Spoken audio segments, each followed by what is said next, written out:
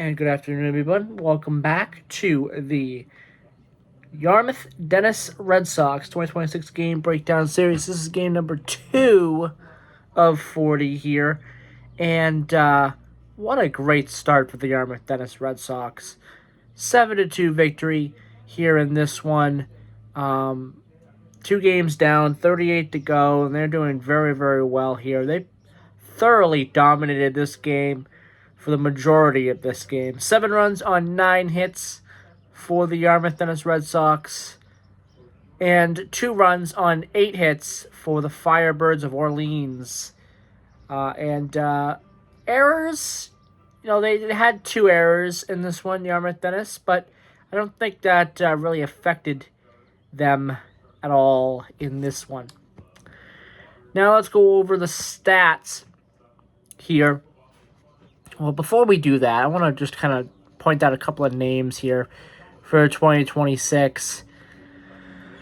And we will do that now here. The Yarmouth Dennis Red Sox, obviously, as I mentioned in game number 1, they play at Red Wilson Fields. Their top draft prospect, which you'll probably hear a lot as I talk about this Yarmouth Dennis Red Sox team throughout the season. The top 2027 draft prospect is Jake Saunders of Mississippi State. Their best power hitter, this is according to Baseball America, by the way. Best power hitter, Ian Armstrong. And he hit 16 home runs for St. Mary's in the spring, which is pretty good. Their best hitter, according to Baseball America, is Ethan Ball out of Virginia Tech. And also mentioning their best pitcher, Micaiah Worley, who I believe played in last night's game. And he's also draft eligible as well this season. So you might not have him for too long in Yarmouth Dennis, because he might actually end up getting drafted.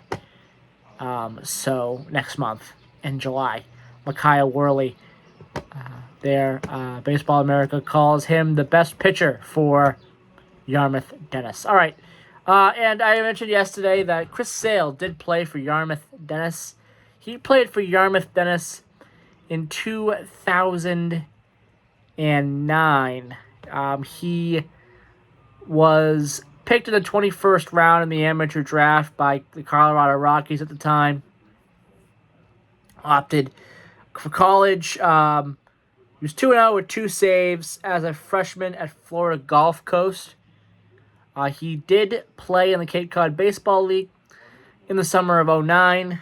He was 4-2 with a 1.47 ERA. League best 57 whiffs in 57 innings. That's very, very good. 37 hits, that's it. That's all he allowed. 9 walks. He was 3rd in ERA behind Kyle Blair at number 2 as well. So, very, very good stuff. He did a very, very good job there at Yarmouth Dennis. So he did play there in Yarmouth Dennis for 1 season during the summer of 2009. So there you go. That's just some cleanup for last video. I wanted to kind of talk about this team a little bit more and talk about Chris Sale a little bit more. Now, the stats for this game number 2 against Orleans. We'll start off with Yarmouth Dennis. Menioffly had a walk in this one. Sodders, who I mentioned briefly just a minute ago, very good game for him. 2 runs, 3 hits, and an RBI. Johnston, 2 runs, a hit, 2 RBIs, and a walk. Cerna with a run and a hit and 2 RBIs. Scooby didn't do much, unfortunately, in this game. He struck out 3 times. Then you had Beverly, 2 hits, 2 RBIs.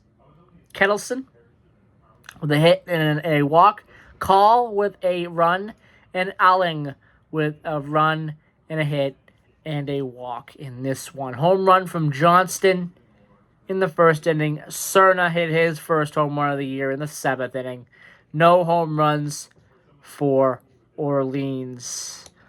Let's go over their stats, though. Mayette, 1 hit for him. Heinrich with an RBI. Ricketts had a hit. Strickland with 2 walks. Rayosa, nothing going. Cartis had 3 hits. A hit for Beltre Jr. Sheffield had a hit and an RBI and a walk. Stein, nothing going. Jackson, nothing going. Jackson actually struck out 3 times. And Kaminsky had 1 run, 1 hit in this one. Pitching, we'll start with Orleans. Sayabir, 0-1 on the year with the loss. 3 innings pitched, 4 hits, 2 runs, 2 earned runs, walked 3, gave up a home run. Eccles, 1.1 innings pitched with 2 hits, 3 runs, 3 earned, a walk, and 3 strikeouts. Iowania, 1.2 innings pitched, 2 hits, 1 run, 1 earned run, 2 walks, 2 Ks. Brown, 2 innings pitched, 1 hit, 1 run, 1 earned run, 2 walks, and 3 strikeouts, along with a home run given up. And Allegaband, yeah, I believe that's how you pronounce it. 1 inning pitched with 1 walk and 1 K. Now we go over to Yarmouth Dennis and their pitching. Watkins got the start there. 3 innings pitched, 2 hits, 3 Ks. Penn, 1-0 on the year for Yarmouth Dennis. There we go. 1-0 on the year for Penn as well. 2 innings pitched, 1 hit, 2 walks, and 2 Ks. O'Leary, 2 innings pitched, 4 hits, 2 runs, 2 earned runs, a walk, and 3 Ks. And Vaughn, 2 innings pitched, 1 hit, and 3 Ks. So a lot of that relief pitching did pretty well. O'Leary did get shook up a little bit when it comes to his performance. Didn't do that well, but everyone else did very well. The starting pitching was great for Yarmouth Dennis. Another thing that Baseball America mentioned about Yarmouth Dennis is that Red Wilson Field doesn't have any lights. So a lot of their games, when I'm talking about home games, probably going to be early afternoon games, like 4 o'clock, things like that. They don't have any lights, apparently, at Red Wilson Field. Interesting. That's what Baseball America mentioned in their article there about Yarmouth Dennis.